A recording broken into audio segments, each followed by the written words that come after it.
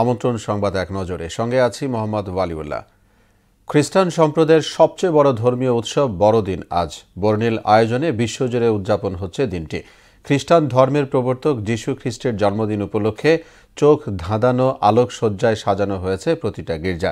কেবল খ্রিস্টানরাই নয়, অন্যান্য ধর্মের মানুষও শরিক হয়েছেন বড়দিনের উৎসবে। সারা বিশ্বের মতো বাংলাদেশেও যথাযোগ্য মর্যাদায় বড়দিন উদযাপন করছে খ্রিস্টান সম্প্রদায়। গির্জার পাশাপাশি অনেক বাসাবাড়ি সাজানো হয়েছে আলোকসজ্জায়। মধ্যরাতে বিভিন্ন গির্জায় শুরু হয় প্রার্থনা সঙ্গীত। মানবতার বন্ধনে আবদ্ধ হয়ে শান্তির বিশ্ব গড়ার ইচ্ছা জানিয়েছেন খ্রিস্টান সম্প্রদায়ের মানুষ। বিডিআর হত্যাকাণ্ড তদন্তে জাতীয় স্বাধীন তদন্ত কমিশন গঠন করে প্রজ্ঞাপন জারি করেছে সরকার। 7 সদস্যের এই কমিটির সভাপতি করা হয়েছে অবসরপ্রাপ্ত মেজর জেনারেল ফজলুর রহমানকে। গত রাতে মন্ত্রিপরিষদ বিভাগ থেকে এ সংক্রান্ত প্রজ্ঞাপন জারি করা হয়। কমিশনকে 90 দিনের মধ্যে প্রতিবেদন দাখিলের নির্দেশ দেওয়া হয়েছে। সন্দেহভাজন যে কাউকে তলব ও জিজ্ঞাসাবাদ করতে পারবে এই কমিশন।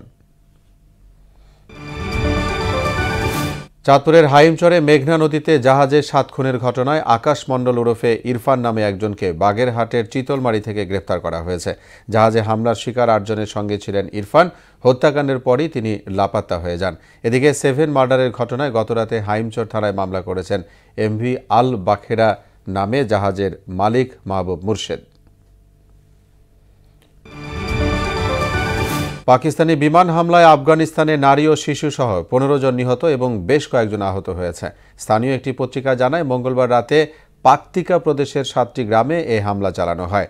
ঘটনার নিন্দা জানিয়ে প্রতিশোধ নেয়ার হুমকি দিয়েছে তালেবানের প্রতিরক্ষা মন্ত্রণালয়। এদিকে গাজায় ইসরায়েলি হামলায় আরও 11 ফিলিস্তিনি নিহত হয়েছে। ছিল সংবাদে এক নজরে সবশেষ খবর। সবার আগে জানতে মোহনার সাথেই থাকুন।